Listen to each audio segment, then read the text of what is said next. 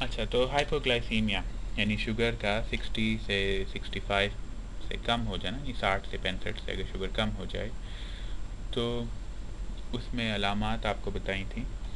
تو اگر مریض بے ہوش ہو گھر میں تو فوراً ایمبولینس کو بلائیں، اور ایمبولینس کا انتظار کرتے ہوئے مریض کے منہ میں بہت گاڑھا شیرہ، یعنی اتنا گاڑھا جیسے شہد ہوتا ہے.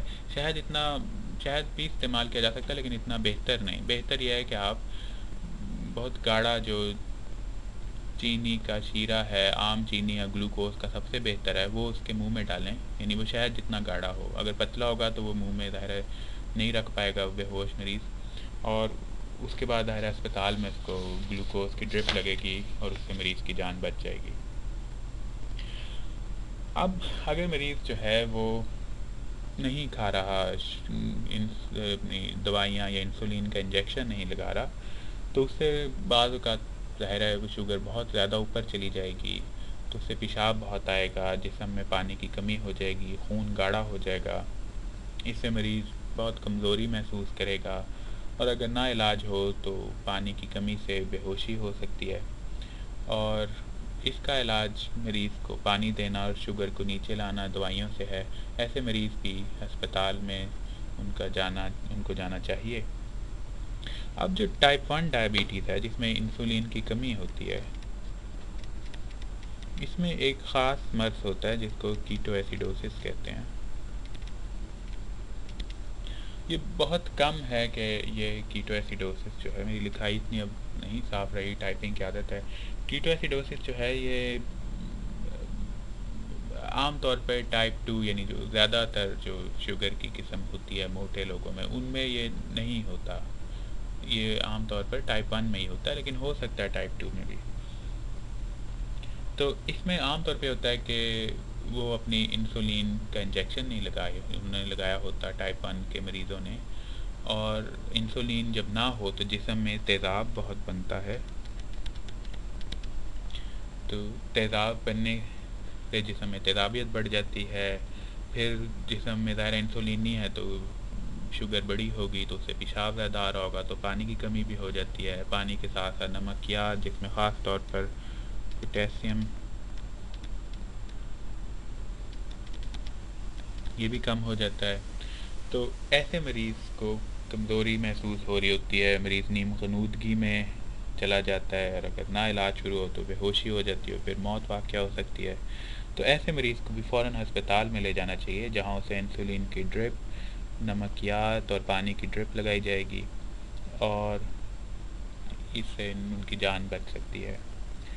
تو عام طور پہ جو کیٹو ایسیڈوسس کی ایک اور وجہ یہ ہوتی ہے کہ جسم میں کوئی بیماری ہوئی ہے، جیسے نزلہ، زکام.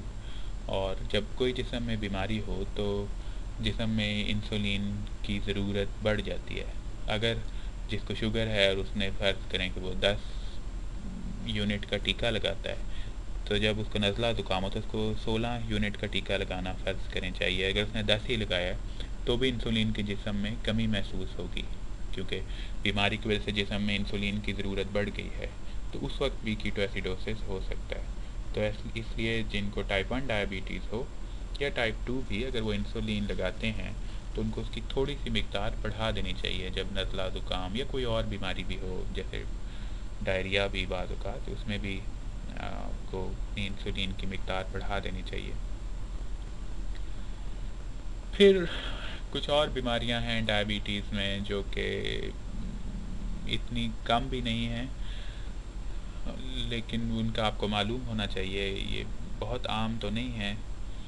اس میں ایک چیز ہوتی ہے جس میں مریض صبح اٹھا اور ایک ران میں بہت زیادہ درد ہو رہا ہے، اور اس کے بعد چلنے میں ذرا مشکل ہو رہی ہوتی ہے، ٹانگ میں کمزوری محسوس ہو رہی ہوتی ہے. پھر کچھ دن بعد وہ جو ران ہے وہ پتلی لگتی ہے، کیونکہ اس میں پٹھے ضائع ہونا شروع ہو جاتے ہیں، اور ٹانگ میں کمزوری بڑھتی جاتی ہے، اور درد بھی بہت زیادہ ہونا شروع ہو جاتا ہے. اور جلن جیسا درد یا بہت تیز جیسے کرنٹ لگ رہا ہو اس طرح کا درد ہوتا ہے ٹانگ میں.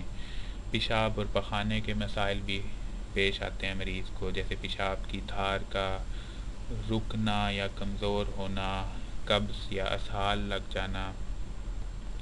تو کچھ عرصے بعد پھر دوسری ٹانگ بھی متاثر ہو سکتی ہے.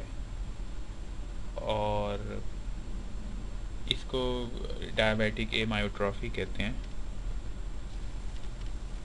اس کا علاج جو ہے وہ کچھ خاص قسم کی درد کی دوائیں ہیں، عام درد کی دوائیں اس میں کام نہیں کرتی، اور اس میں بھی شوگر کا، ڈائبٹیز کا کنٹرول کرنا جو ہے وہ فائدہ دیتا ہے۔